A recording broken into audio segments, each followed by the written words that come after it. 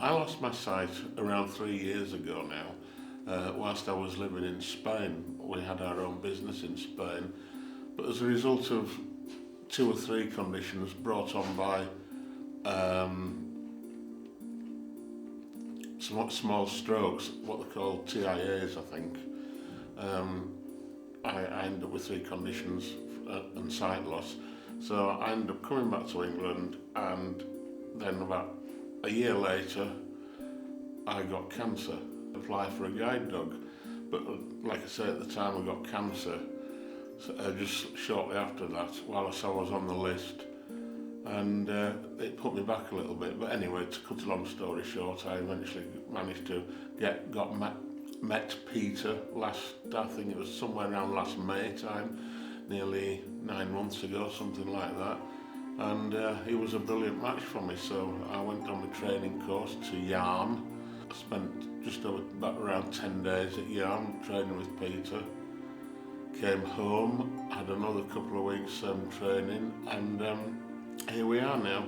But it's made a big difference to my life, because coming back from Spain after living there for 10 years, even though I'm from Leeds, a lot of it, and my eyesight had gone, a lot of it was very difficult. I came back to live in Meanwood, which was where I hadn't lived before, so I didn't know the area at all, so it was really difficult finding my way about. I eventually managed to find a little cafe, and whilst when I first came back from Spain, I could find the cafe with my white cane, because my eyesight was deteriorating all the time. After having cancer, it was really difficult. I couldn't find my way about at all. And then Peter came along, so I was able to go back to the cafe and meet my friends and start to have a bit more of a social life again. And here we are now.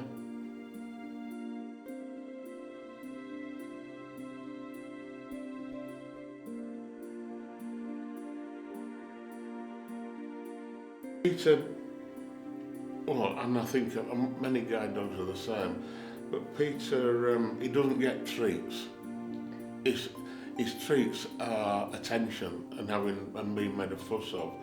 So anyone just has to do that when I'm out and about, and and he's immediately, his focus goes to that for the attention. So he's not always like that, but a couple of times.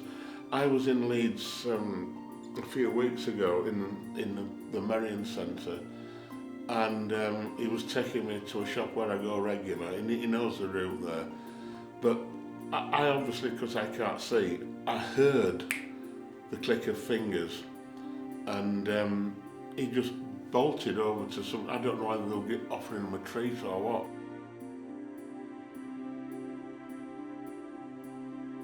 But because of that, it totally disorientated me and him, because he suddenly didn't know where he was supposed to go after I'd checked him, and I lost my sense of direction momentarily. So it's quite difficult. And yeah, and it's amazing the number of people that come up when he's on harness and say, "Oh, isn't he gorgeous? I know you're not supposed to touch them, stroke them." And there's a big yellow sign on the harness saying, "Don't distract me," but people do that. I'm sort of quite laid back about it.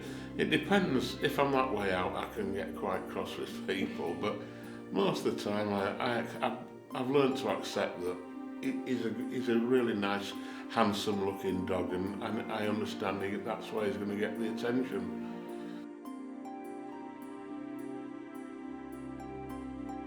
I go every month for an eye injection, where I have to have an injection directly into my eye.